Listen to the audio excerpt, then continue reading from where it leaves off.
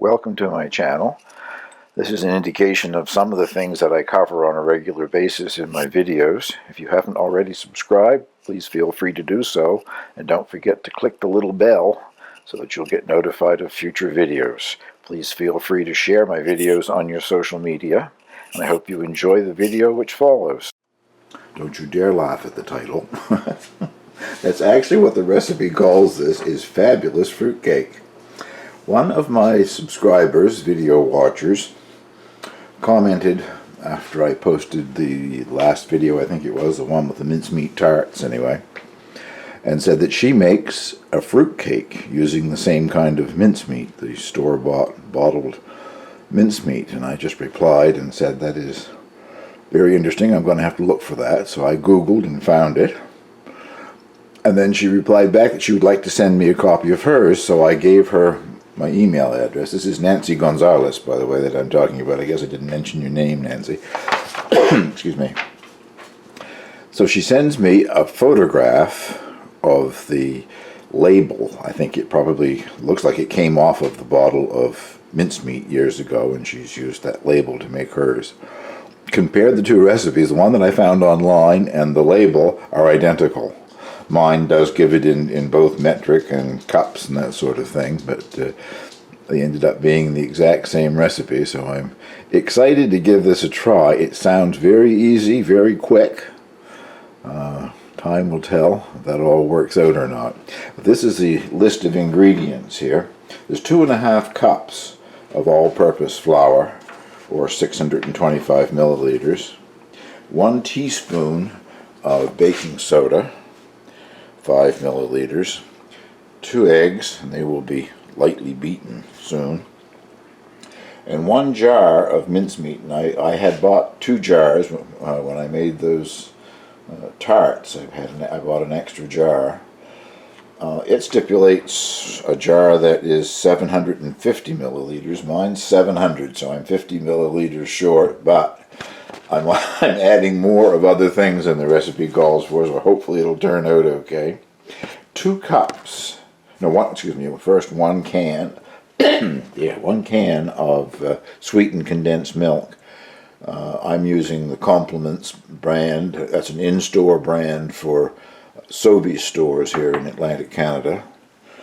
The other, I won't mention the brand name, but the brand name product is about $1 more per can where I buy mine at anyway. And I don't see any difference. It's sweetened condensed milk, probably made in the same place as the brand name product is made, because these places, when you see these in-store brand names, they don't have a place where they manufacture them. That's made under contract by other companies that make the product anyway. So there's the end of the lesson for the day. 2 cups of chopped mixed glacé fruit or peel, 1 cup of chopped walnuts. I bought a 200-gram package of chopped walnuts, and I'm using the whole thing. I didn't measure it, but that's probably closer to 1.5 cups. So, and you can add glacé cherries, it says after it has baked, to decorate. I'm not going to do that. But let's get started and we'll put this together. And the first thing to do is to combine the baking soda and the flour. Just sort of mix it in a bit, and then this gets set aside. The part that I don't put all over the countertop here gets set aside. Well, I've made a lot of fruitcakes down through the years, various recipes. I've never seen one that is as simple as this one is, so I'm hoping it turns out the way I want it to. That's the 2 eggs, lightly beaten. Basically what I'm doing is adding all of the ingredients except the flour.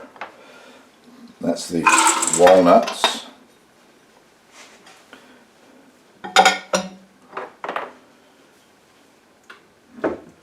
Here's the mixed fruit.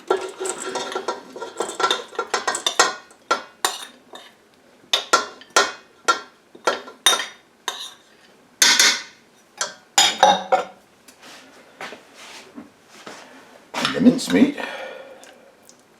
I love this mincemeat, by the way. It made those tarts were, in my opinion, excellent. not good to brag about your own thing, but I didn't make the mincemeat. It came out of a jar. The only thing I made was the pastry. They were very good. Yesterday was the Christmas party, and they seem to have been appreciated at the party as well.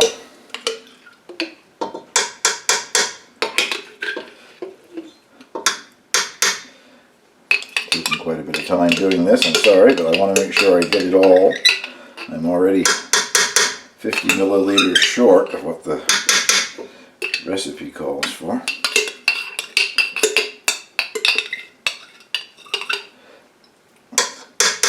I think that's all that I'm going to get out of there. And the can of sweetened condensed milk. I don't know if I said enough. It's a 300 milliliter can, and as near as I can tell,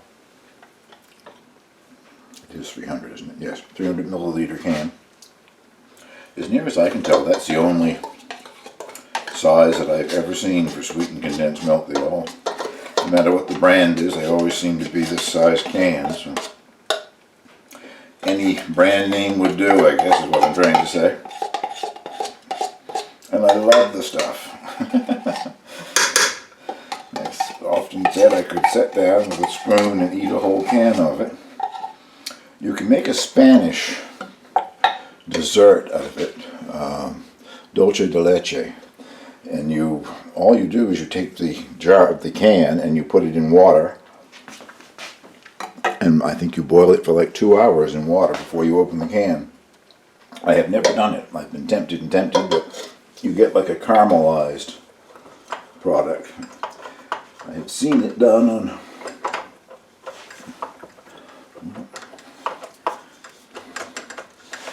may not be able to go any further with there. There we go. There we go.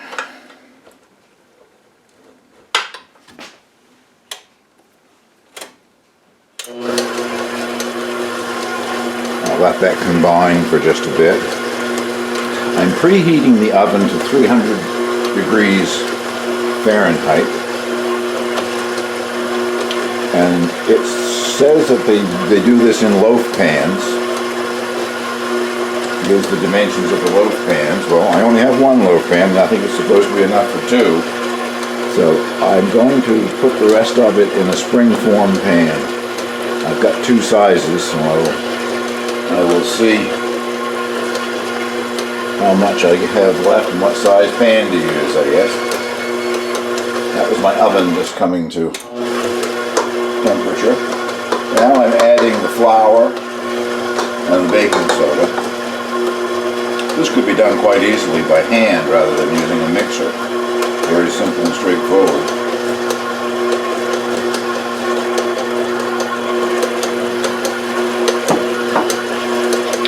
Once that's all combined, that is it. You can't get over how simple it is.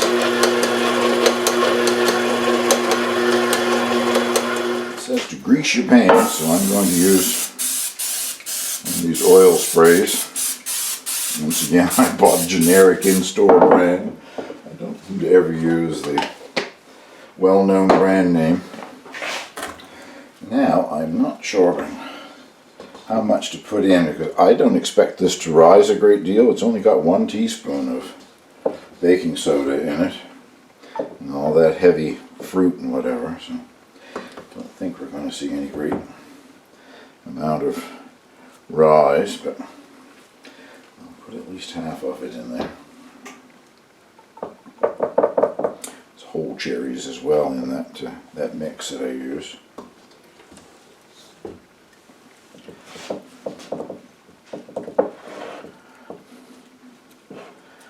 think that might do.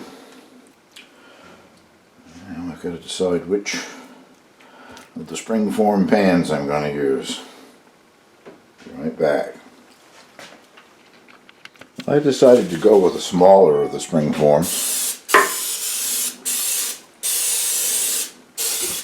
The other one that I have is, well, probably more than double that size. It's right here, I can show you, I guess. It's a lot larger. I use it to make a very large Montreal cheesecake in more than anything else, but I don't have enough batter to fill that, I don't think.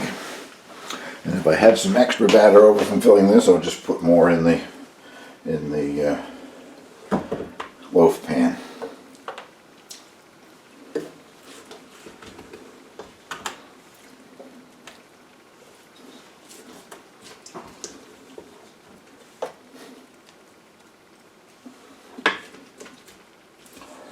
I don't think so. I think that's just enough for it.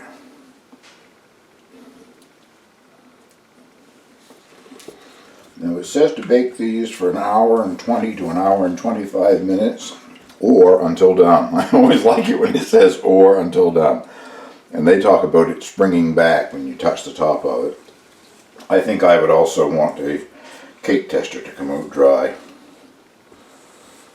Or at least not to come out with batter on it. Another thing I got thinking about making this, normally with a spring form I would put it on a tray in the oven because butter in the recipe will leak out of a spring form. There isn't any butter in this. Very simple. I'm looking forward to trying it. Well, I'll bring you back in an hour and a half or so. Show you what they look like when they come out of the oven.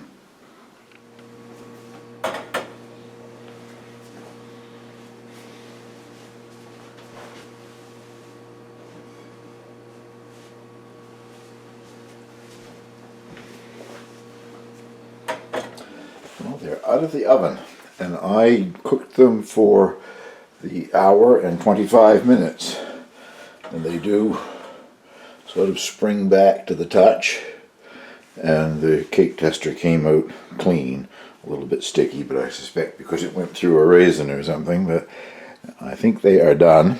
And now they rest for 15 minutes before you can take them out of the pans. So I'll bring you back in 15 minutes time. Well, they've had their 15 minutes to cool. Don't know if I need to run a knife. I don't think so, it doesn't seem to be attached. With the springform pan, all I'm going to do is remove the outside collar. I'll take the bottom off, but not until the cake is completely cooled. Warm and soft like it is, trying to get the bottom off that pan, and it would be in several pieces, I think. So it'll come off quite easily, I'm sure, once it's completely cooled. If not, even if I have to put it in the refrigerator to really chill it. The bottoms always come off before, anyway, when I use it for other purposes. When they come out of the pan's easy enough. They're still very hot. I'm trying to turn this one back. And boy, do they smell good. Now, of course, I cannot slice them until they have completely cooled. They baked very nicely. I was concerned that they might burn. I suppose there's a fair amount of sugar content. There's another thing, you do not add any sugar, but the mincemeat itself has sugar in it. So they didn't burn, they just browned beautifully. So I'll bring you back once they have completely cooled so that we can slice probably this one and see what it's like.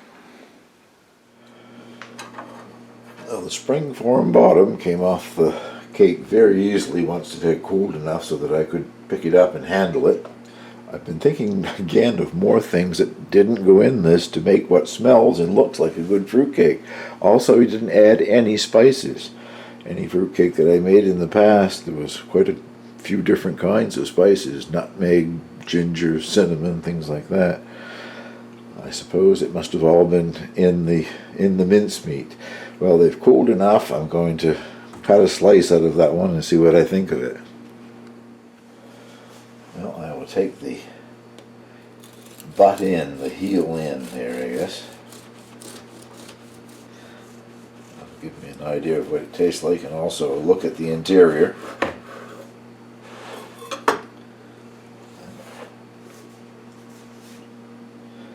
You can certainly see all the fruit and nuts.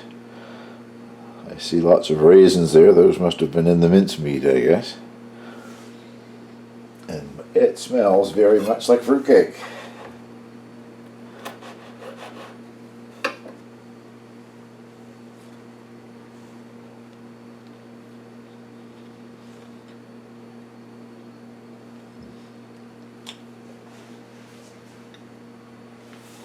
That is very good.